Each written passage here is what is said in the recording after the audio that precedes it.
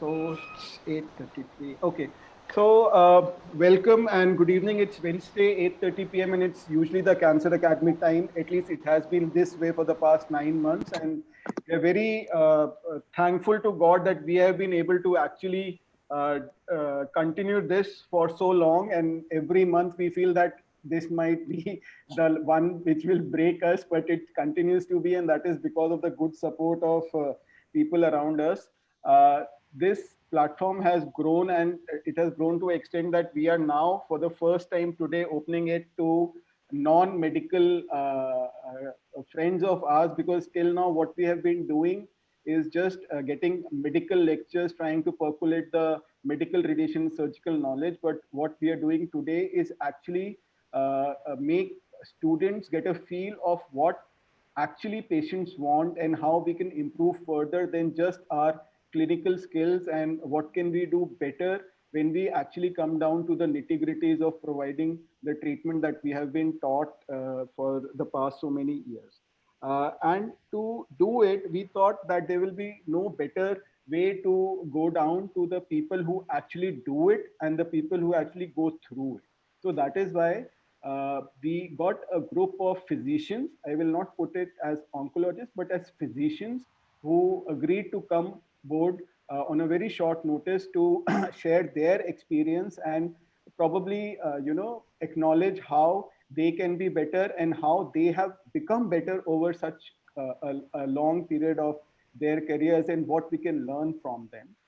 On the other side, thanks to Dr. Geeta, we got three such bold survivors, champions as we put them, to come on board and tell us what they expected from the treatment, what they got from the treatment, and how can we as doctors, even make ourselves still better.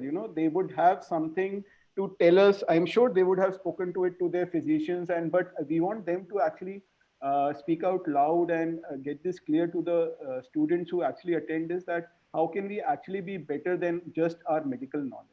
So we cobbled up, actually cobbled up a group of physicians, a group of champions to come on board. And I request Dr. Geeta to actually conduct this discussion today, because she is the one of those leading physicians who just not works from the brain but from the heart itself, and takes everybody along with her.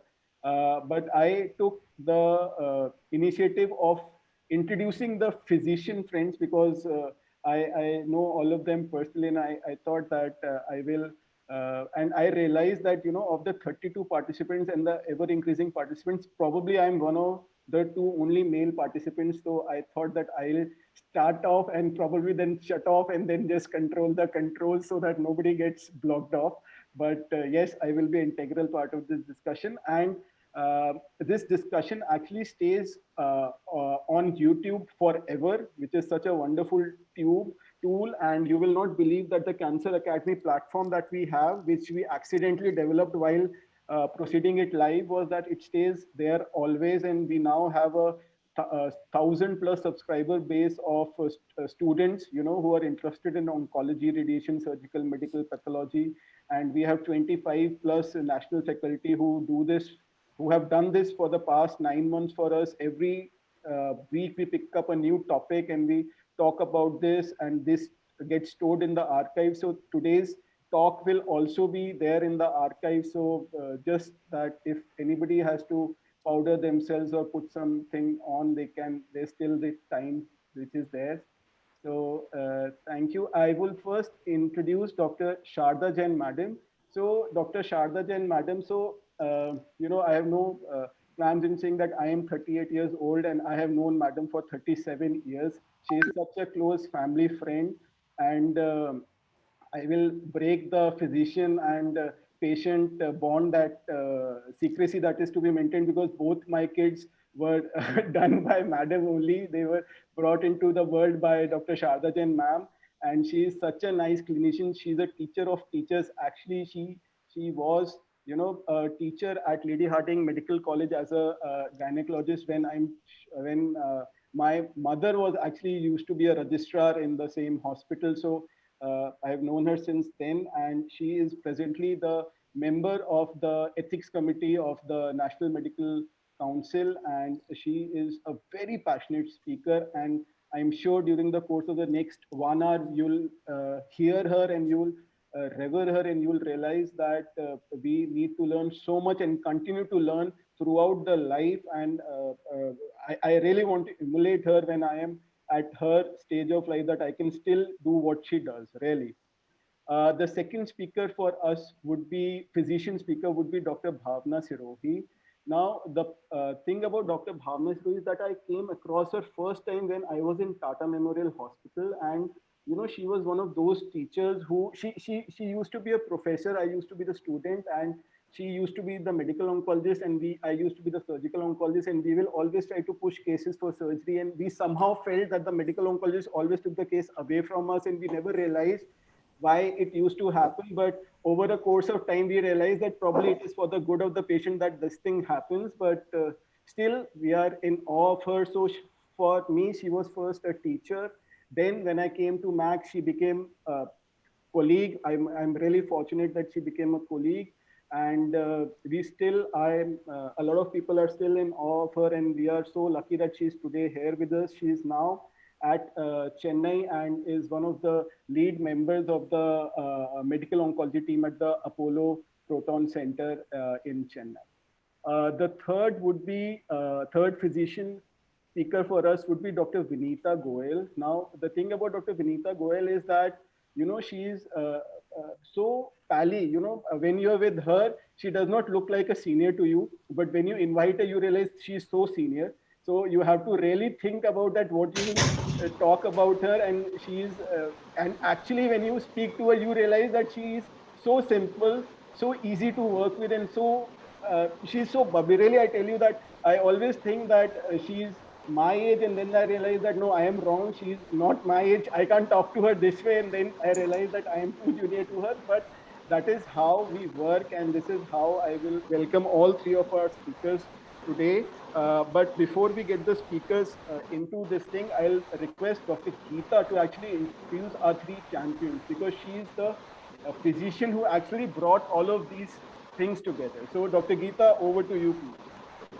Thank you, Shubham. And, just a little line. You said 36 years you've known Dr. Sharda Jain. I've heard her for 33 years because I was Lady Harding. So, I had nothing to do with gynecology in the first year of medicine, but we'd heard about her. That's how she is. She's right there. And there is one thing that hasn't changed in 33 years that I have heard and known about her, and that is her energy. The energy has remained the same or probably got better. And the amount of passion that she's got in teaching is just amazing. And I think, you know, we all look for inspiration, and we decide, this is where we want to get our inspiration from. So she's a very, very inspiring lady. You would not have a lot of us, those people who know her. Otherwise, today a lot of people are going to know her and remember her for the rest of their lives. So I'm sure we'll hear from Dr. Sharda Jain. And of course, Bhavna and Vinita, very close friends. We share our passion. I think that is our common binding thread. The fact that we do believe that there is so much to cancer beyond what we do. So what we do is practice surgical oncology, medical oncology, and radiation oncology. But I know where the buck stops. It does not stop with any of us. It is happening much beyond it. And I'm sure that is the thread that Radhika, Neeti, and Dr. Seema Goel have latched onto. They know there is so much more beyond what we do. And that is what makes the biggest difference in the lives of people who go through this journey. So to just quickly introduce these lovely ladies, Radhika, I've known her since the time that she was diagnosed. I was part of the surgical team, and Radhika used to be a teacher at that time, if I remember right. That's right. That's right. You did not mention it in your introduction, but I do remember that you were a teacher. And then, of course, she has been passionately involved with spreading the word. I think it is so important to reach out to like people, to tell them, look, I've been through the journey and look at me now. And that kind of conviction comes only with people like her who are all out, go all out to handhold, to do a lot of programs which deals with things that we rarely ever discuss, whether it is sexual inhibitions, whether it is psychological issues, things that clinicians are not able to take up, and that is something that we will be discussing during the course of our deliberations today. Then there is Dr. Seema Goel. Well, what do I say about her? So exuberant. She just goes around telling, I had advanced disease, so big deal, I am bigger than that disease. So that's what Dr. Seema Goel is. So, and she is a dentist by profession. She runs a state-of-the-art dental clinic. But besides that, she also knows that dentistry is a small part of her existence. The bigger part of her existence is, again, to reach out to people like her. She does a lot of work, and she knows, you have to get to the root cause as to what is it that is causing cancer. So she is an environmentalist of sorts, runs a lot of green initiatives. And I know, she's, the people who are there on board today are the kind of people you can bring up, and if they are free, they will never say no. So, so I bet my money on Seema also, and she promptly agreed. And thank you so much. She's a very strong lady, as you will find out. She will tell you something more about herself. And then, of course, we have the young and dynamic Neeti. So Neeti is, again, a survivor. She doesn't, I don't use the word survivor, it's a champion. They've been through the journey. She was diagnosed at the age of 31. She was a professor teaching. But then she took that call very early on in life and said, this is not what I want to do. I want to go out and make my little splash in that big ocean of ignorance.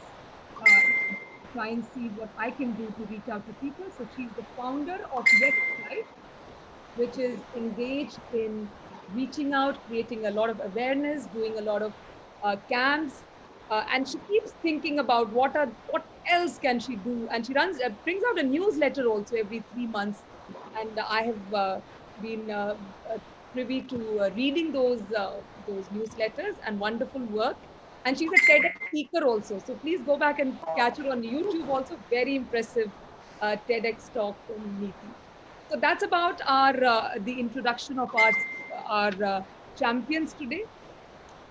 So this is going to be a freewheeling conversation. This is like, we are sitting around a table and trying to have this conversation. You can bring out your cups of tea if you want. I'm sure Vinita would love that idea, bring out a cup of tea. But I want to start off with Dr. Sharda Jain. Why I say Dr. Sharda Jain is a gynecologist.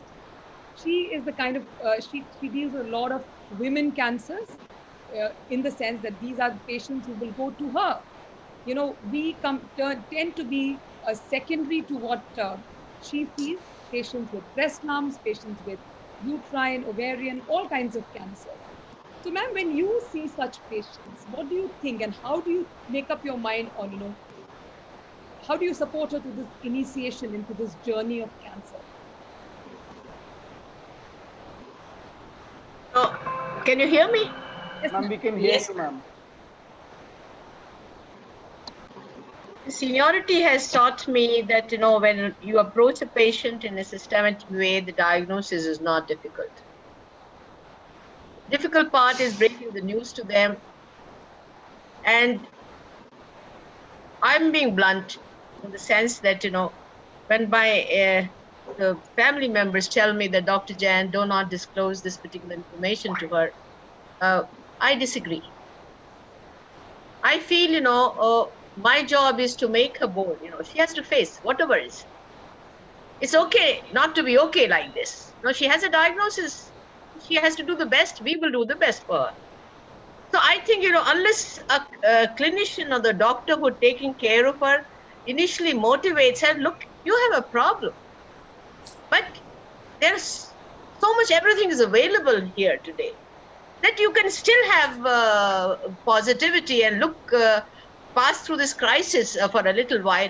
So I disagree with my colleagues, the family members, that I do not disclose. I too tell this particular problem in a very motherly way, and tell her that, look, this I can do it, this somebody else will be able to do it. And, you have to tide over this problem. And this tide over problem is only positivity here. If you are positive here, everything turns out to be good. So I think, I believe in a holistic way. I do tell them about how to remain positive, how to meditate, do pranayam. I tell them about the diet tips. I tell them about the exercise tips. So her problem is gone, She knows that, half job has been done. I have to go through the turmoil of the surgery or a radiotherapy or things of this particular kind. But she's a great friend. And whenever she wants, things and information she gets from us. But I feel, that this is the way I approach her. I tell her, look, this is a small problem of your life, and you have to go through it. They come all with tears. I will just tell you, during this, Women's Day, yearly we get from 1st to 8th examination. I request doctor colleagues of mine, the nurses colleagues of mine, that please go through examination.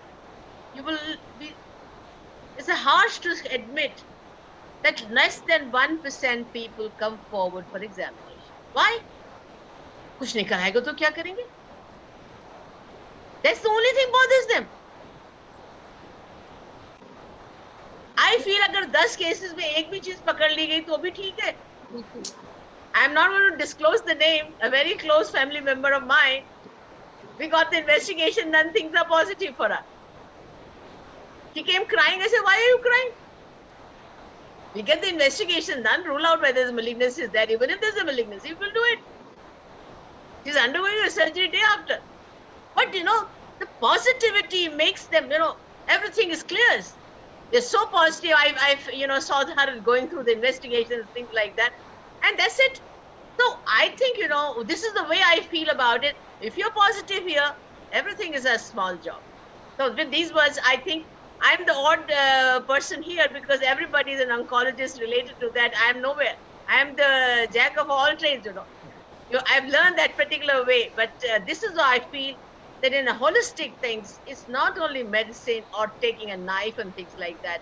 There is much more beyond that. And this is what we need to take from A to Z as far as care is concerned. So with these words, over to you, Dr. Geeta. So that's exactly what we were saying, ma'am, that, the part that we play is actually small. There is a bigger circle around what we do that, that brings us the best results. So I'd like to bring in our other clinicians also, Dr. Vinita and Dr. Bhavna on this, because ma'am mentioned a very important thing. Would you want to disclose how do you deal with that pressure of so many people hovering around you and saying, please, Doc Saab, inko kuch batana nahi. So what is your take on this? So I will give you my perspective, quite similar to what Dr. Sharda Jain said. It has to be participative, and the woman has the right to choice. So you cannot take away that right. So Dr. Neeta, what is your take on it? My another perspective on this is that women are very strong. I deal with a lot of pediatric cancers also. So a few years back, I had a small child who was brought with his mama brought him for treatment, and they kept saying that mummy ko kuch nahi batana hai, iski mother ko kuch nahi batana hai, she is very weak. And these are cancer treatments are pretty long treatment. Jaldi wo mamas bhi disappear ho gaye. And this woman was left. She was so strong. She was amazingly strong.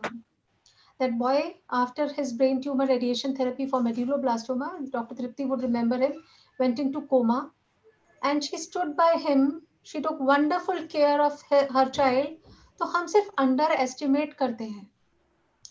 So I also agree that it has to be participative. They have to understand the problem that they have to go through either for themselves or for their family members. There is no way that they cannot know the truth. They have to know the truth. Although I believe in telling the truth in a subtle way. I may not tell it in a very harsh way to them. I will give them piecemeal information in subsequent meetings. May not give every information in the first meeting, but they have to know it. I agree. Bhavna? I think I agree with, first of all, I'm really honored, Geeta, that you've invited me to be part of this amazing panel. And I agree with Dr. Sharda and Dr. Vinita. And my take on this is that even when, patients came to Tata Hospital is famous for cancer treatment. But there they would say, don't disclose this. It's written in black letters, Karkrog, cancer, in Hindi, Marathi, everything. They would say, don't disclose. So I think it's about building a relationship with the family. So I think one has to respect their wishes. The first time when they come, they don't know you, you don't know them. I think trust and everything builds over time. I don't think I've had a patient where I have not disclosed at all, because but it comes with time. You Yes. have to build a relationship. They get confidence in you, especially when you explain it to them, that it is, especially in advanced cancers, I think it's very important for us to be honest, because some patients may have a different goal in life. They may want to, like, I had a patient who wanted to do sub dham ki yatra. She was very clear that उसे चारों धाम की यात्रा, उन्हें चारों धाम की यात्रा करनी है. She had metastatic pancreatic cancer, and that is what we made happen. We did not go for chemotherapy, with which her survival would not improve significantly anyway in pancreatic cancer. So I think we have to be very clear, build a relationship, build trust, and over time. And I think very important as oncologists is, I mean, I would love to hear what Radhika, Neeti, and Yes. Seema have to say as well. Yes. Is, identify the goals of care, which is so important. Yes. So Radhika, Neeti, and Dr. Seema, how is it, so which part of your journey was this disclosed, and would you have had it any other way? May I just add something to what Dr. Bhavna has been saying? We had a patient once who's when we go and meet people in the daycare. So the son saw me talking to other patients, and he came to me and he said, "Please don't tell my mother anything. She doesn't know." And said, "All right." But when he went out to get a cup of coffee, the mother called me and said, "He thinks I don't know, but I know everything, and I've just been deprived of talking to you. So can you please, answer my question?" So sometimes the patient knows, and they are trying to protect the family is trying to protect the patient, and it's not working either way. So that happens too. So, and as Dr. Bhavna said, I think when the patient first comes, it's more important to spend a few minutes to get to know the person before treating the patient. Yes. And that's when the doctor can gauge that what the situation of the patient is, or of the family is, of the home is, the financial implications that the treatment may have, because all that goes into the journey of cancer. It's not just the treatment by itself. So, and what I find very, very sad is the financial aspect that the patients are not able to discuss with their doctors. Many feel that, they're a little embarrassed to talk about money. And also, some of them think that, if we tell them that we can't afford the treatment, they might change the treatment to something which is cheaper, and it may not be effective, and we may not get well. Right. So all that has to be sort of looked at by the doctor, and sort of, treatment has to be, the talk has to be tailored accordingly. Seema ji and Neeti, your comments, please. So I would also like to say first that I'm honored to be here. And Dr. Sharda, I've been seeing her as a role model always. And like a healthcare personality, she has an aura bigger than her name. And thank you, Geeta ji, to bring me on a panel where she's sitting. I feel really honored. And so now what I would like to say is, yes, honesty is the best policy. And this time the Women's Day slogan was "Choose to Challenge." So I challenge that every woman has a right to know what she's suffering, and she has a right to decide what she wants to do. Like Radhika said, that the lady was terminally ill. She said, "I would rather do the Char Dham Yatra than take up chemo and suffer more." So let her do what she wants to do. It's her fundamental right. And I choose to challenge this stereotype that she will not be able to face.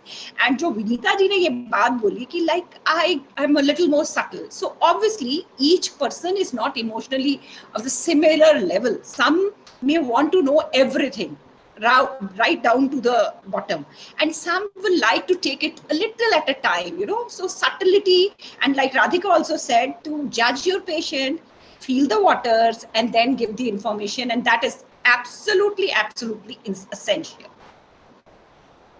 Yes, Neeti.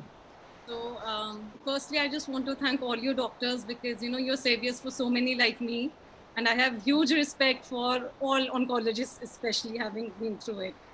One thing, like I absolutely agree that everybody who's going through it has an absolute right to know about it completely. The only thing, of course, is that it has to be done in a very, very patient way. I mean, whenever you're dealing with the patient for the first time, you have to have ample amount of time at hand, because the first meeting especially cannot be done in a hurried way, no matter how busy an OPD may be at that time. Second, I feel, that just very little small gestures, like holding the hand of the patient while telling her goes a long way in her understanding it. I remember during one of my breast reconstruction surgeries, I don't even know the doctor's name because he was in the team of the main doctor. I just remember that right before I passed out and I was lying on the operation table, he was just, waving his hands through my hair. And while I did not have any anxiety as it is, but I still remember it. I mean, that was back in 2015, don't even remember the doctor's face, but just that gesture, I know, made me feel very calm. And one additional thing that I feel, while of course, whenever a doctor discloses the information first time to the patient, there is amount of information that you give away, but a patient wants to know so much more because it's cancer. And every patient inevitably goes back to Google, which, really pulls down everything that he might be holding up to, because honestly, you see side effects of course, and also on internet, you'll not be able to eat even paracetamol.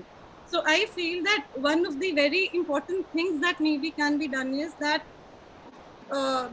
relevant information on brochures can be handed over and the patient be told very specifically to not Google.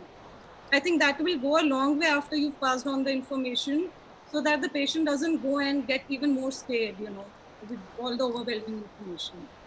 Neeti, there I would like to add that it depends on personality type. I'm a dental surgeon. I'm not an oncologist. But once I was diagnosed, I would actually read up all the stuff beforehand as to what was coming.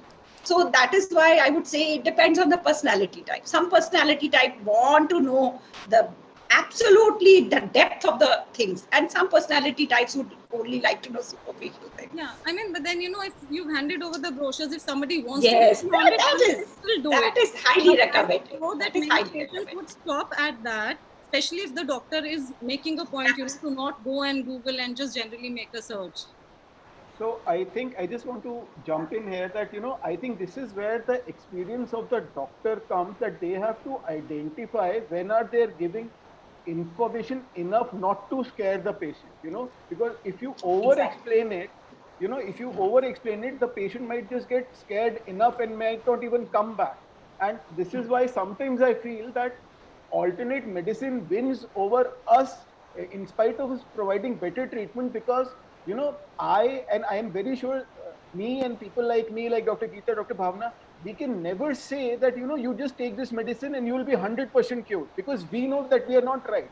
But I don't know of any other alternate medicine guy who's telling that you take this and you will get all right. They always say that you will get all right. So I just want to get Dr.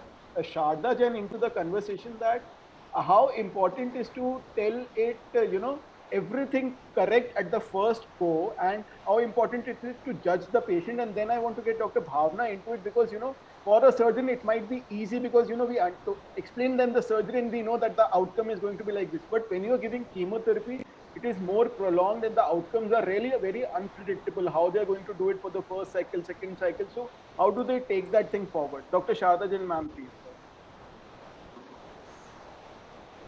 Ma'am, you're not audible. Your mic. You're muted. Yeah. Yes. When we see a patient, and as you rightly said, some patients definitely say, in fact, why our own people. I remember one lady, Madam Judy, was a TV star in UK. She was diagnosed to have a cancer cervix, and it just came as a blow to her. And she said, "Look, I want to travel to Ganges." She took a boat and went through the Ganges here. So it's everything depending. They decide about what it is, the mode. But I think if a person is elderly, then we feel that I don't believe in over treatment. But if a youngster person is that, we do not tell the 100% truth, but we definitely reveal 70% to her. And our basic idea is that she is motivated to go through it, and she takes her stress problem is less. So this is the way I do it. that I will not tell the younger person right away in her face that, you know, you have no hope and this and that kind of a thing. I don't tell them, but I definitely give them a hope, which may be a 70% telling the truth and 30% keeping true with myself and with the relatives. Right, Dr. Geeta Bhavna, and ma'am. Bhavna, how do you break, in fact, when a patient walks to you in the outpatients, you have And a you know, very in good, breaking, you know, one of the person said, holding hand. I feel this holding hand is great. Just put your hand on her hand, and all her problems, your all vibrations go to her. You are positive, and she also becomes positive. so how do you break this news? You have an inkling, you're not doing it in the first sitting, you're just, priming her. And, when the patient herself is coming to hospital several times, she suddenly realizes कि अभी तक तो कभी hospital कोई लेके नहीं गया, इतने सारे लोग कभी भीड़ में गए भी नहीं, बारात, मतलब there are at least 4 or 5 people accompanying her. ये सब चीजें पहले नहीं हुई है. And lot of times I tell the patient's son कि don't forget that she's your mother. Don't underestimate her ability to read the situation. She may be not a pada likha person, but still she's your mother, and she obviously has. Geeta, here I wish to tell you, as a surgeon, you are all surgeons here. Ji, ma'am. Somebody asked me, 5 years old child asked, how's my mom after surgery? I say, your mom is great. You want to come and see? So I, pick up the child and put her on the stool and say, tell me, how's your mom? She says, my mom is great. Her perception is 100% true. So you can never hide anything. Your eyes speak everything. Yes, absolutely. So I think, Geeta, about breaking news, I mean, there are two aspects for, let's talk about breast cancer, early breast cancer and advanced breast cancer. So, early breast cancer, it's a big decision making whether the patient needs chemotherapy or doesn't need chemotherapy.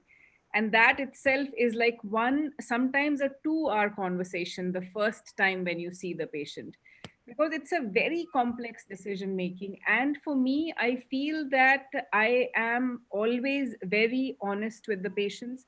I give them true facts. In fact, I show them pictorially as well. Of course, I'm guided by the body language, the cues, how much the patient wants to know as well. You don't want to overload them. Some patients, they are so distressed right at the beginning with the diagnosis that the only thing you can do is give a cup of tea, hand hold. And, you can't go beyond just talking about, the cure rates, and you can't get into the depth of the treatments.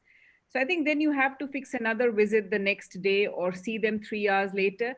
I think it's very much how you are guided by the patient. But I would say majority of my patients who come to the clinic, they come prepared because, you guys have primed them really well after surgery, or, once you've done a core biopsy and send them to us. So they are usually, they are aware of why they would need chemotherapy. I get into the things, if we treat 100 women, only 3 are going to benefit or 20 are going to benefit. So I strongly feel that it has to be a shared decision making, because chemotherapy you can't take lightly. It has long-term side effects. I've had patients who've developed cardiomyopathy 20 years later, but this is, when we treated them 20 years ago. So all of that has to be discussed, the risk of survivorship issues, what side effects they may have, the risk of second cancers, even though all these are very small. But when you're talking to somebody who's in their 20s and 30s, and, we're seeing a lot of young women with breast cancer. So that is not a 10-minute, 20-minute conversation. So that is for early breast cancer, where a shared decision making for me is very important. And sometimes we do not leave it at the first visit. We need 2-3 times before we decide on chemotherapy. In advanced breast cancer or advanced GI cancers, again, we start with the goals of care. Like I talked about this pancreatic patient. So the survival without treatment, with treatment in solid tumors, especially, pancreatic cancer or gallbladder cancer. So all of these, I think I am usually very honest, and sometimes the patients may not know, but once you've seen them 3-4 times, automatically, I usually ask them whether do they have any questions, would they like to know more? And invariably patients want to know more if you ask them directly. But sometimes I think you have to be guided by, what the patient wants to know rather than overloading them with the information. And some of my patients don't want to know. They just say, you do what you think is best. I really don't want to know. And I say that, I have to tell you the side effects. If you have fever, you have to come to the hospital. And they're like, no, I don't want to know. So then, you talk to the family members. So you have to respect patient choice. Yes, Vinita.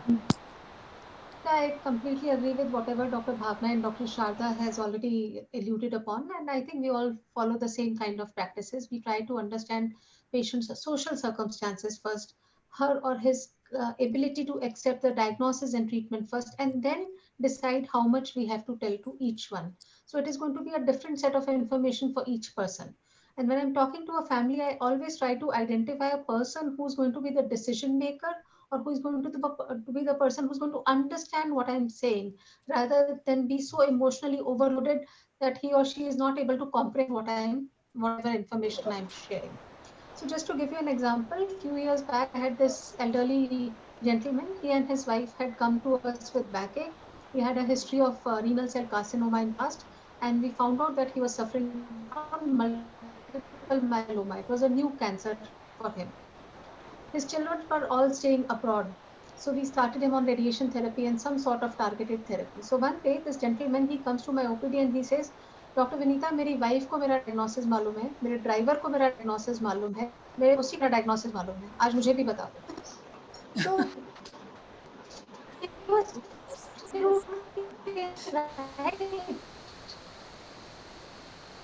abroad, but he wanted to seek this information and he had this right. Then I saw this another young lady. She said, she came over and she said, Doctor, I will take treatment. I know I need radiation therapy, but ना cancer word आप use करोगे ना कभी मैं use करूँगी. So she said, आप tumor भी नहीं बोलोगे Dr. Vinita उसको. So I think, as Bhavna said, we have to gauge how much each person wants to accept and accordingly share, rather than there being a single rule for everyone. May I just share my Yes, my how was your perspective? experience? Yeah, Yes. with what Dr. Bhavna said about early stage. So I was borderline chemotherapy, no chemotherapy. In the beginning, it was no chemotherapy. You just need radiation, and that's it after surgery. But when the biopsy came, I needed Herceptin, and Herceptin needed chemotherapy. So I had a 2-hour session with my doctor because I wanted to know every nitty-gritty bit of it. I had questions and counter questions, and we literally did spend 2 hours. And I, suddenly from being told no chemotherapy, nothing, suddenly it was chemotherapy, Herceptin, blah, blah, blah. I never heard of Herceptin and all that. So my doctor spent that time explaining to me what the standard treatment was for this and what he felt was an out-of-the-box treatment. And he was very happy to try that with me if I was game. So I was very much involved in the decision-making of my treatment. And that happened because my doctor was able to sit and talk to me and spend time with me and listen to what I had to say, what my fears were, and give me the statistics which I wanted and explain everything. So yes, again, it depends on patient to patient. Some people may be happy to just obey the doctor without questioning, but I wasn't one of those. Seema, what kind of patient were you? So I, being from the medical background, so I knew a little things, and obviously being a single parent, so the news had come to me alone first. And it was only later that I let my family means my siblings and my parents and my sons know about it.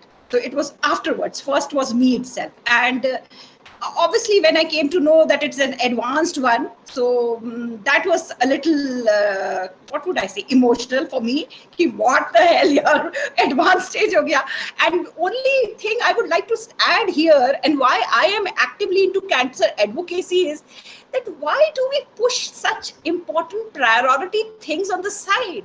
We always give importance to our practice, our family, our children. Why was I not going for a regular simple mammography? And then this happens. So obviously early diagnosis is very important. And where I was concerned, I wanted to know all the information. I went around to get what needs to be done. I was a twin cancer. I had thyroid cancer also. So one of the doctors said, okay, it's not important, just brush it on the side. But I was not, even though I am a dental surgeon, and obviously you oncologists have studied so much about it, but I was not able to take it. Why should we brush it aside? So I obviously took second opinion. I went to AIMS HOD and I took his opinion and I asked him, what do you think about it? So the decision making was definitely in my hand. I was on the driving seat, and I was choosing who is going to treat me and how he is going to treat me. And obviously, I want to add here that cancer ka word mat bolna, tumor ka word mat bolna, these platforms like what you are running and so many other NGOs like Niti is running and whatever Radhika is doing, we all are trying to remove the taboo and stigma from a word called cancer or tumor. ऐसी क्या परले आ गई भाई? And medical science is improving so much. I'm sitting here, I'm stage 4 and that too twin cancer, and I'm having a reasonably normal quality of life thanks to the advancements of treatment and thanks to you people doing a wonderful job. The radiologists also, they keep telling you, okay, this is the kind of machines we are having. It is going to be totally targeted and things like that. I think we have to all remove the stigma around it. It's not such a big thing. But Seema, if I can add to that, most people, lay people, don't think about cancer until they are either affected or someone close to them is affected. So we don't give it much thought. So but we see movies which, like, what was that Rajesh Khanna movie, Anand, which was in the 1970s. So our mindset is still in the 1970s, and it doesn't know that there has been so much advancement in medical science and outcomes have improved, treatment options have improved, which is where, again, the doctor needs to sit with the patient and explain to them, that it's no longer 1970. We are now in 2020. And explain. And so many patients then say, oh, we didn't know. I just want to make this comment here. For the last 20 years, I am motivating doctors, nurses to go for their health checkup, annual health checkup. But I find, the taking rate is not more than 5%. Absolutely. कुछ करना होगा यहाँ पर. The fear of unknown. The people like me write down every day early morning with a great note and things like that. No, कुछ निकल जाएगा तो क्या करेंगे? Ma'am, sometimes it is not the fear. It is the busy life and we are giving it a less priority to it. No, ma'am. Knowingly, they keep it in the back seat. Knowingly. Yeah. Niti, what was your experience? And now that you interact with such a lot of patients, what kind of perspective do you get from those people as to, what would they have wanted their experience to be? For me, even before I knew what stage it was, or even before the investigations began, I just somehow had this faith that I'm going to be okay. I had this very, very strong faith that I'm going to be okay. And my mind did not wander on questions like whether I'll be able to stay alive or not, how much time do I have? And this is what I told everybody in my home around me, that let's just think like that. And even on days that I used to cry, I'm not saying, I'm human, I had emotions. And somehow, in fact, I used to cry on second or third of every chemo cycle, and I would tell my husband that there's something chemical, that happens and I cry. But the good part was that I would cry and come out of it. I never went into those thoughts of what and if about the future. And one thing that helped me all this is, that I used to ask too many questions to my doctor, relevant or irrelevant, So whatever I may have imagined, वो मैं सब उनसे पूछाती थी, and then I used to be chill, कि okay, I have my answers, and there's nothing going to happen. But one thing that I feel, again, which is very important, like Dr. Seema said about taboo and things, as important as it is to talk to the patients in a certain way, I think very important it is also to talk to the caregivers. Not in terms of giving them hope right now, I'm not talking about that. But, many a times I have seen a lot of patients, who say that our parents or in-laws are telling us not to divulge the news to anybody, or the patient saying that our hair fall has started, and people in our family are saying कि अरे अब तो सबको पता चल जाएगा. So I think that as doctors, because I know कि patient के लिए doctor का role इतना important है, it's literally like God. So as doctors, if you take those cues from the patient or from the family, that they come from that thought process, that maybe it's related to karma, or they still feel it is a taboo and should not be discussed. If the patient is okay to it, I think it's a very important part to talk to the caregivers as well, to let them know that it's okay if it has happened to this person, because it could have happened to any one of you. It's just like that, as simple a fact like that. Because a patient who has been told that she or he has cancer, she or he has to go through the treatment, and then being made to believe some way, कि उसकी गलती से हुआ, or it is embarrassing कि आप किसी को भी बताओ उसे cancer है, puts on so much of extra load.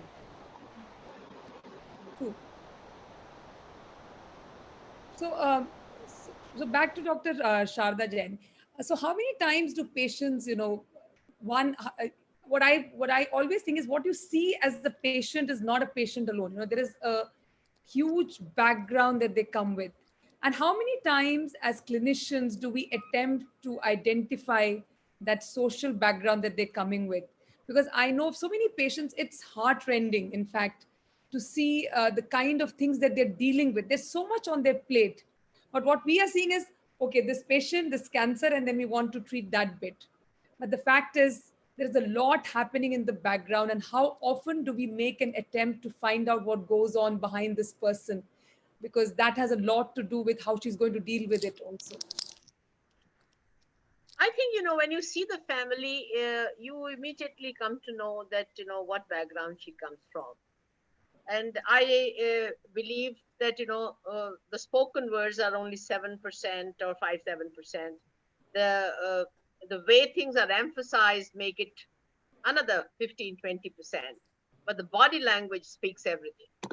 So a lady is confident, lady is not confident, everything you can come to know. Over a period of time, being 50 years in this particular profession, I find, for me to gauge what is their financial situations and things like that is very easy. And we do discuss the finances. Somebody asked, that it is difficult to ask finances. When it comes to finances, we always discuss, because we know who are the best people there in the public sector. We go out of the way to help and take appointment from them, and they themselves decide, हमें यहाँ जाना, हमें यहाँ जाना, हमें यहाँ जाना. मतलब हमने उनसे पूछा ही नहीं है. आप पूछो तो वो सब बताएंगे कि हमें यहाँ जाना. And I feel कि उनके जेब में जितने पैसे होते हैं उसके हिसाब से वो डिसीजन लेते हैं. और जिसको जरूरत होती है वो बोलते हैं, डॉक्टर साहब आप किसी को जानते हो, उनकी दोस्त हैं आपके, आप हमारे अपॉइंटमेंट लेकर देंगे. And I find, there are many people in the public sector who oblige you कि आप उसको भेज रहे हैं, and without any hassle the jobs are done. So I definitely discuss the financial part, not with the lady, but definitely otherwise. Where will you like to take your patients and things like that? So I find, that particular part becomes easy. I think it's not very easy difficult for us to know what is the total background of them. And one thing is very clear, किसी को तो देखना होगा. हम doctor तो 25% time लगाते हैं. जो घर में ले जाता है उसको खाना खिलाना, उसके होल्डिंग हैंड्स है, somebody is low at that particular time, somebody is crying. So somebody has to really take care of the mental faculty here. Because अगर यहाँ से वो हार गई तो हार गई, और यहाँ से वो जीत गई तो जीत गई. Absolutely. So, Vinita, so you do get these patients who feel they have started treatment, and sometimes they have to default on treatment.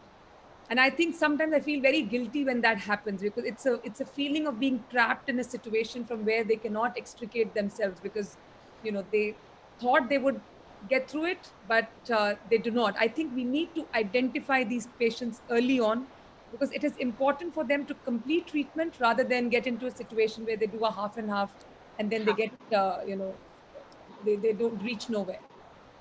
Yeah, so I agree with the point that you're making, and I think that is why it is important to make a complete connect with the patient and the family. We don't only have to know their diagnosis and the treatment they require, we have to understand what backgrounds they are coming from. I remember my first shock when I was doing my post graduation. I had met this, lady. I was in Mumbai and she had come from Pune for her treatment. And every day she would come by herself and there would be nobody with her. So I asked her कि भाई क्या हुआ, कोई नहीं आया साथ में? She was a poor lady. So she said कोई है ही नहीं. And she was every day she was traveling from Pune to Mumbai. तो मैंने बोला as a young girl I said कि कोई ना कोई तो होगा साथ में, कोई अड़ोसी पड़ोसी फ्रेंड मित्र कोई तो होंगे. तो उसने मुझे बताया कि she had breast cancer, she had bilateral breast cancer, और उसने कहा कि जब कैंसर हो गया तो घर से निकाल दिया. बिकॉज देखिए हम एक अलग सोशल स्टेटस की बात कर रहे हैं, लेकिन बहुत सारे ऐसे लोग हैं जहां अब वो क्यों निकाल दिया मुझे नहीं मालूम क्यों निकाल दिया, but if I think of it may be they could not afford her treatment and they thought that the rest of the family is going to suffer because of that. When I joined Max, I was still a younger doctor. 10 years back, one lady comes in the OPD, she sits down Monday Tuesday morning, उसको chemo के लिए जाना था, and I could see that there were bruise on her face. मैंने धीरे से ऐसे ही पूछा डरते हुए कि पिटाई हुई क्या रात में? उसने बोला हाँ हुई. So we have to know all this. We are treating a human being. We are not treating cancer. Why I thought of all this in this second case was because I knew the husband was never coming. She was always coming with a friend. I knew in the background there were social issues. Imagine a lady who's going through chemotherapy and radiation therapy together, and there are issues at home. I have to know this. Only then I can help and support her and help her get through the treatment. Yes, and Bhavna, your role is even worse. Rita, I think a lot of young doctors are also a part of this discussion today. Yes. A lot of budding oncologists. So I think the message which Dr. Geeta and Dr. Shubham are trying to get to everyone through all of us is that just knowing the diagnosis or stage is not at all enough. Yes. We have to know things much beyond. More than that. So Bhavna has it really tough because, Bhavna is dealing with chemotherapy and there is so much of new treatment coming in, which is more expensive than the last. So, there have been so many times that we hold ourselves back, अच्छा pertuzumab trastuzumab दोनों drugs नहीं हो सकती तो you're just talking about a trastuzumab अगर वो करा सकते हैं तो अगर trastuzumab भी नहीं हो सकता तो उसकी भी बात मत करो, then you talk about just chemotherapy. So how do you deal with it? Because you don't want to make the patient sitting in front of you feel, look, you don't have it, so you can't do it, because that can be a very defeating feeling. The Dr. Sharda Jain is trying to put them in a positive space, but if they get to know कि भाई आप तो ये treatment करा ही नहीं सकते हो, that can be a very big blow. So how do you deal with patients like that? Geeta, I think this is very, very important. And for me, I have been lucky to have worked in Tata Hospital, in Max, in Apollo, so both in the public sector and the private sector. And you're absolutely right that, the drugs that are coming up are so expensive. And what I also don't want is for the patient sitting in front of me, I know that, it's impossible for that patient who is earning 100 rupees a day as a coolie, for his wife to, sit there and discuss even trastuzumab, and you don't want to leave them with the guilt as well. So, I mean, I have debated about the ethics of everything in my own mind. We've jotted it down. We've had these discussions. So, what we did was we said, okay, for trastuzumab, we will give at least 9 weeks and we will arrange for it. So, we raised funds for it and made sure that every lady who came into our contact at least got 9 weeks of trastuzumab, because we know there's a survival benefit with trastuzumab. We can't afford to give everyone 1 year or 6 months, but the FINHER data, so you try and rationalize it. So I did some NGS for a patient because they were very keen, and the drug that they got was one of the drugs which costs 26 lakhs per dose. And the drugs in oncology now, it's not one dose. With immunotherapy and drugs like sacituzumab or tucatinib, 13 lakhs per month, 28 lakhs per month. It's not one dose. You have to continue forever. So, what is the ethics behind it? And some of these drugs lead to prolongation of life by 2 weeks, 2 months. I mean, is it justified for us to even discuss it in low and middle income group setting, not in a place, in a public hospital, even in private hospitals? So the patient has cows. So he says, every month he'll sell a cow. He says, I'll sell it for 2 lakhs. I said, no, it's not worth it. But sometimes you feel that should I discuss it? Should I not do MSI? Because if the patient is MSI high, it will be immunotherapy. And then, it's so what I do is I explain it to them that, this is not the miracle drug. This is not a wonder drug. I am talking to you about it. Because they may go and take a second opinion and then they use up all their finances. I've had patients who've taken kids out of school so that they don't pay the school fees, but they buy the immunotherapy, which, may not even prolong their life. It's just progression-free survival benefit of 4 weeks, not even overall survival benefit. What is the point of these drugs? If they don't improve my patient's quality of life, if they do not make her live longer, there is absolutely no point. I mean, I would urge all the young oncologists to question the data, be critical about it, and, think of your patient as a holistic, it's not just the treatment, but the family is very important. You do not want to push them into poverty just to buy 1 dose of a drug, which is what is happening now. A lot of my patients end of life just before they die. It's like immunotherapy has become the wonder drug. Everybody has to have 1 dose of immunotherapy, which is so wrong because, it is not indicated in majority of the situations that it is being used today. Can I say something here? Yeah, Seema, I would love to hear you. See, as a single parent, I was financially reasonably well placed. But in spite of that, when my diagnosis was done, it came as a big shock. My younger son was just out of school. So this kind of worries you, right? Yes. You are worried about your life because you want to, as a single parent, you're so worried about what is going to happen if I die, what is going to happen to my children, at least 5 years to chahiye till the child is, out of college and into a job. At least till that time I need to survive. And second thing was that I was the primary breadwinner, only breadwinner. So once I am not well, then automatically the money coming into home, like jo income hai, that is going to go zero. So that at that point of time, even I was worried because I had no clue as to how much the treatment will cost. So financial things have to be discussed. And, the doctors, as young doctors, jaise aap baat kar rahi hai, they have to be compassionate and understand the priorities of the family involved. See, like in my case, at that time, money was also important, and also my survival for 5 years was also very important. Let my children settle, and uske baad there's not too much of a worry. Like now, my elder one is also working, younger one is also working. Money is not going to be an issue. Of course, mera apna bhi hai, but at least I'm not worried about कि बच्चों का क्या होगा. तो जैसे आप बोल रहे हैं कि pushing them into poverty is not done.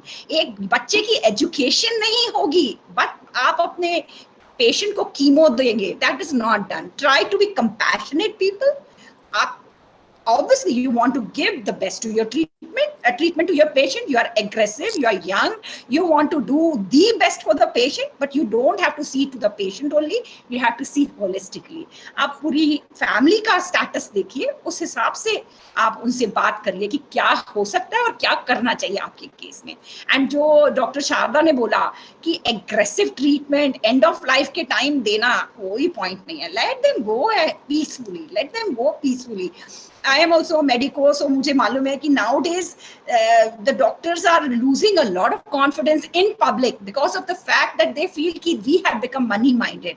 Maybe a few have, or maybe they are not knowing the right decisions. So at this platform, we want you youngsters to know that treating the patient to the best of your ability is not everything. You have to treat holistically. You have to see the whole scenario around कि भाई family का status क्या है, वो afford कर सकते हैं कि नहीं कर सकते हैं. All that is important. And मैंने तो एक्चुअली शॉर्ट में मैं सोच रही थी कि ABC है. A is availability. आप खुद नहीं अवेलेबल हैं तो आपकी टीम में somebody should be there to answer to all the queries of the patient or patient की फैमिली, देन बी है बिहेवियर, आप अपना टॉप से टॉप बिहेवियर रखिए प्लीज, स्पेशली जिस दिन आप उसको डिस्क्लोज कर रहे हैं उस समय तो आपका बिहेवियर सब कुछ बहुत ही पॉजिटिव, बॉडी लैंग्वेज होप के साथ होना चाहिए। यू आर डिस्क्लोजिंग जैसे बोलते हैं ना कि पहाड़ टूटना सर पे, वो वाली बात आप लोग दिन रात करते हैं। And C is compassion, you have to work with compassion. अब आज के दिन I know so many people who are in the oncology field, and as an outsider I can make out कि who's very compassionate। सारे doctors में से, मतलब I don't want to name anybody, but मुझे दिखता है, I can see, and I am sure patients को दिखता है। So work with compassion. Can And I you just have to add, be. can I just say one thing? So Justice Seema has given a very, very profound message to the young oncologists.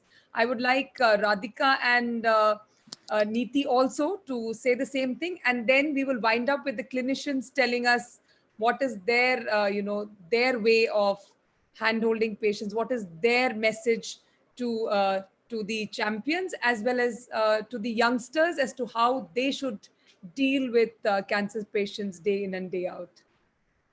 Neeti, you were saying Radhika, something. go for it. Yeah. So one thing that I actually wanted to say before I move on to what you're asking, Dr. Geeta, that since we were talking about HER2 positive breast cancer patients, who come from a lower income family, and we know how expensive the treatment is. So we under our NGO have been specifically taking up those patients. And what we do is that we provide them with first 6 doses of the generic drug. So if you have any such patients, please feel free to refer to us. We would love to take up those cases. Having said that about that part, I feel, to the young doctors, absolutely what everybody has discussed, and Dr. Seema, has given ABC, which is absolutely true, and I connect with it. Anybody who asks me, ki itne sare private hospitals hain, even for people who can afford all kinds of treatment, I get so many calls ki hum kisi bhi hospital mein ja sakte hain, ab hame hospital ka naam bata do. The only thing that I always tell them is, that all of these private hospitals have all kinds of facilities today. So what you have to decide is based on the doctor and not on the hospital per se. Because you have to find that doctor jiske upar aap pura faith rakh sakte ho, which is so important. It's not about the hospital, unless of course there are financial problems. Tab aap hospital bhi dekhoge. But how a doctor is, aapko un pe kitna trust ho sakta hai, because बहुत बार ऐसा होता है कि decisions patient को समझ में आते ही नहीं है. Like for me, whatever my surgeon told me, with my eyes closed, I could say, okay, whatever you say. And I also went to 2-3 doctors at the time of investigations. You want a second opinion, you want to kind of browse and look through कि आपको किससे करवाना है. But when I met the doctor जिन्होंने मेरा treatment किया, I just knew that she is the one for me. And while she is a surgical oncologist, जब मेरी chemo चल रही थी, she used to enter, she used to come and meet me every day, though that was not her arena. And the moment she would enter the room, I would feel upset. So that's, and it's positivity. Yes, and even, when we're talking about like Dr. Seema said, ki kai doctors hain, jinko maybe, it's like a business thing or something. Even if you take it in that way, this is what is going to get everybody patients, But honestly saying कि अगर आपको एक empathy के साथ में आप काम करते हैं, that is what will win the patients over, and that is what will give patients all the hope that they're going to be fine. Radhika, your turn. Yes, but just before I start, I want to tell Neeti that I will get in touch with you. I'll take your number from Dr. Geeta, because there is a patient in AIIMS at the moment who is looking for Herceptin.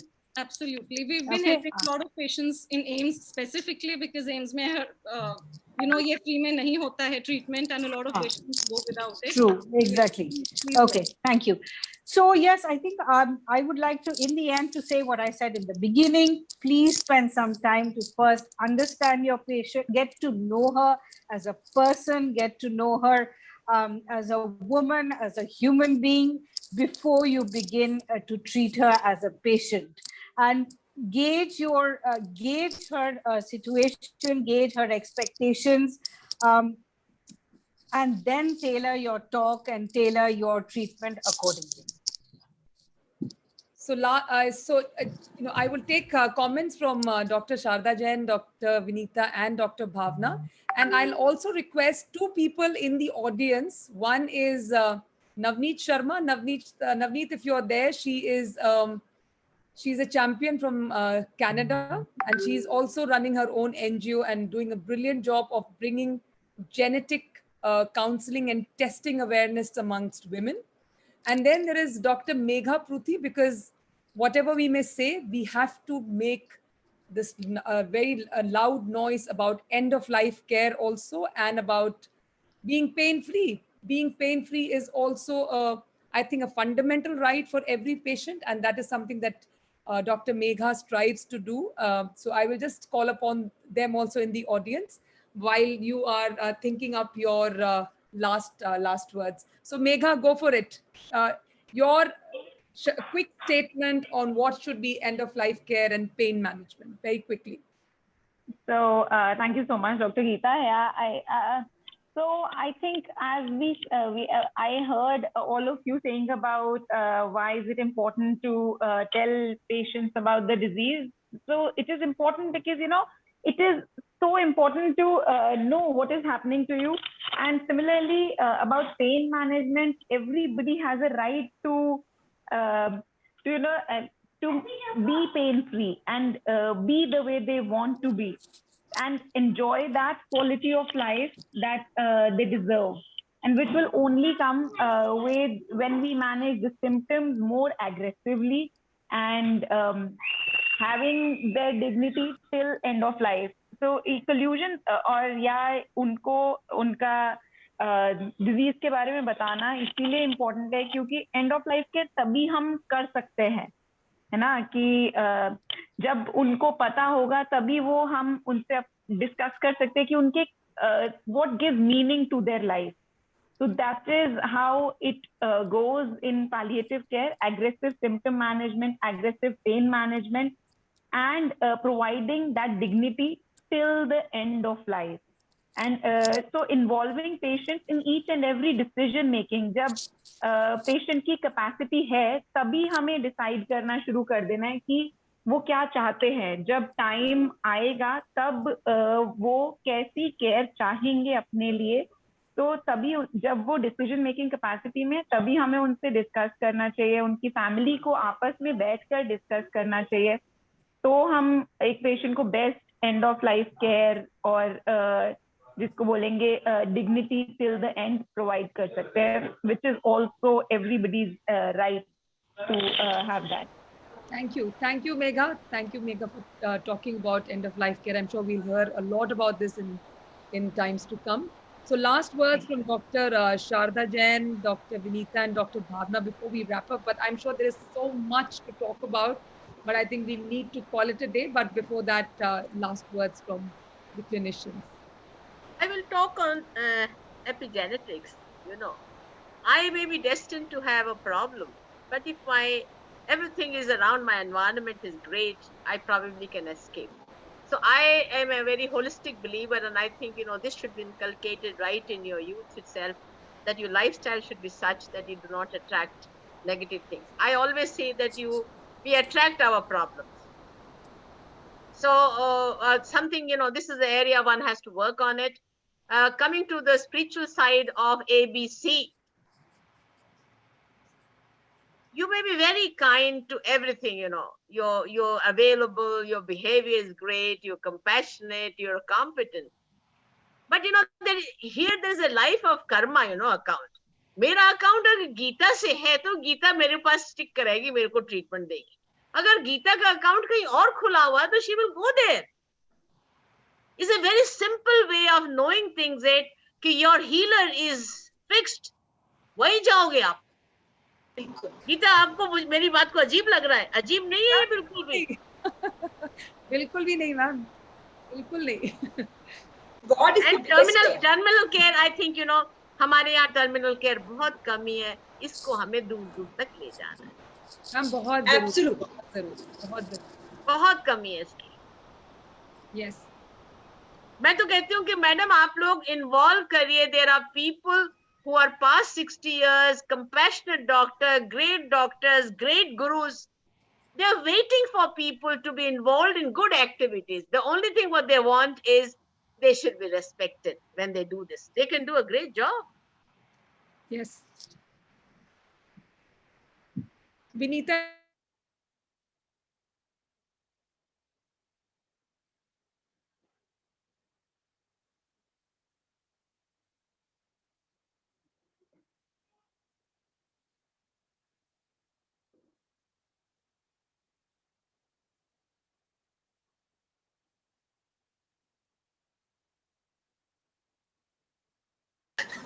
सबको अपनी सब problems बहुत problem ज्यादा थी तो अपनी बहुत problem ज्यादा चले गए। अपनी प्रॉब्लम ही वापस ले गए। उसका क्या मतलब है, उसका सबको मेरा example, the uncertainty that we have seen in this pandemic, it was so unbelievable. The whole world was shaken by effects. So at least you have a diagnosis, you have a disease which is treatable, you have your family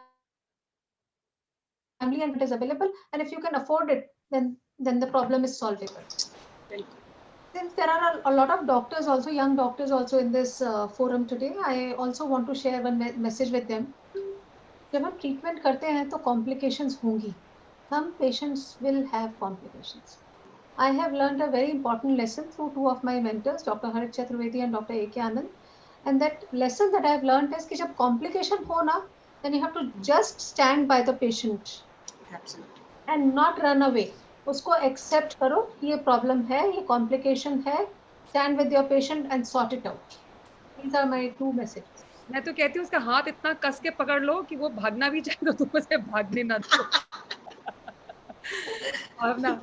Bhavna, your last words. My last words are, I do GI and breast cancers, and I would like to say that, the cancer treatment in GI and breast is, I would say, it's never an emergency.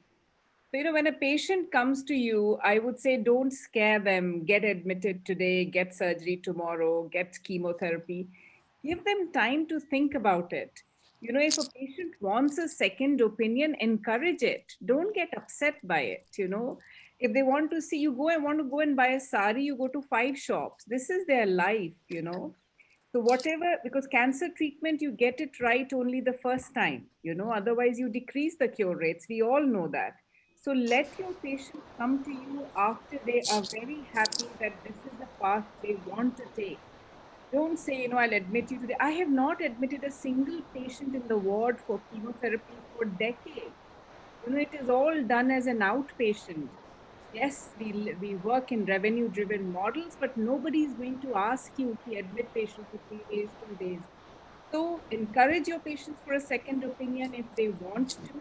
And also, if a young lady comes to you, I just have a 26-year-old girl, she's going through egg harvesting. Another girl had embryo cryopreservation done before she started chemotherapy.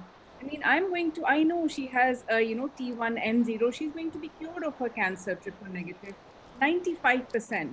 I don't want her to think 5 years later, why did I not think about, why did the doctor not talk about having a normal life? Because chemo may cause infertility. So all of these things, she thought her cancer will progress if she waits for 2 weeks, 3 weeks. We know from so many studies that it doesn't. So reassure your patients, be there with them, handhold them, and encourage them to take second opinion would be my message, Geeta. Right. Thank you so much, Bhavna, Dr. Bhavna, Dr. Vinita, Dr. Sharda Jain, and our lovely champion panelists, Radhika, Seema, and Neeti. So there are questions on this, there is one question which talks about after treatment, how husband and wife relationships and relationships with other family members gets complicated. It's a huge Pandora's box. I don't think I should be touching it right here because I think we need to have, we run these support groups. Each one of us is involved in running support groups, and slowly we are getting to that point of time when we will be doing physical support groups with smaller groups with all the social distancing measures in place, but we need to start doing it because nothing can wait forever, even if it is the pandemic. So we will be doing that, but such wonderful perspective on things that we don't really stop and think about. But I think it is important for all the young oncologists to understand, think beyond what you know. What you know is minuscule. So I say surgery is the smallest part of my oncologist life. I think there is so much beyond it, which is where the trouble is, which is where a lot of hand holding needs to be done. And we need to see, there are patients who have n number of social problems. They come in buzzing in, smiling at you, but just scratch the surface and you'll find that they're dealing with so much more than much beyond what we can imagine. So I think that is also part of our responsibility as clinicians to scratch the surface and find what is it that is, simmering under the surface of this beautiful lady who's not willing to reveal until you hold her hand and say, look, you can trust me with the information that you want to share with me. Thank you ever so much. It's been a wonderful interaction. And for those who missed this, I'm sure they will go back to our YouTube channel to just see such a wonderful insight that we've received from so many people here, so many clinicians. So Dr. Sharda Jain excused herself as being a non-oncologist, but I think your understanding and your depth of perception of what ails the system is a perfect view that we all wanted to know, and we all, it's like an endorsement of what we believe, what we as clinicians believe, and I'm sure this is something that our champions also, I'm sure, endorsed in many ways. So thank you very much. So Dr. Shubham, for Geeta, yeah. closing So remarks. this was like the extracurricular activities. You Yeah. you have teachings every day, and then one day the teacher tells you that we'll take you to a picnic. At the end of it, they realize that it was not a picnic, but they were telling you educational things only, that how to become a good doctor. They were expecting you to talk about something else, but you all told them that you have to talk better, you have to listen to your patient and start. So it's not that just you learn treatment by experience, you also learn to gauge your patients well by this. So with this extracurricular Dr. activity, Shubham, not end with the good till the good doctor. Good doctor has to become a great doctor. That's the Absolutely. Bilkul, madam. And ma'am has been pushing me to become a great doctor. I hope I can yes. someday I fulfill her wishes, and I hope to reach that side. But what I want to tell you that this was our extracurricular activity for Cancer Academy. This is not a routine activity, and this was a International Women's Day special that we brought to you. We will be back next week with ovarian cancer, and we'll be discussing on when to give chemotherapy for advanced cancers. There's a debate about whether to operate them upfront versus giving them chemotherapy. And we are trying to get two of the best speakers to present their views to you. All medical, sorry, not much of this, but it will be a great talk. We'll be posting the news on our channels, and I thank Dr. Geeta for arranging all of this at a very short notice, because we didn't we wanted to actually do this, but hope we had planned it better. But we are very thankful to Dr. Sharda Jain ma'am, for she's an early sleeper, I know that, and we have just made her, now she'll wake up a little late. No, we keep singing into the night. Don't worry. Thank you, Dr. Bhavna and Dr. Vinita, and definitely Dr. Neeti, Dr. Seema, and Radhika ma'am. So we'll stay connected, and thank you for joining on Cancer Academy. We'll see our medical education continues next week. Thank you and good night, everyone. Thank you all. Thank you. Bye. Thank you.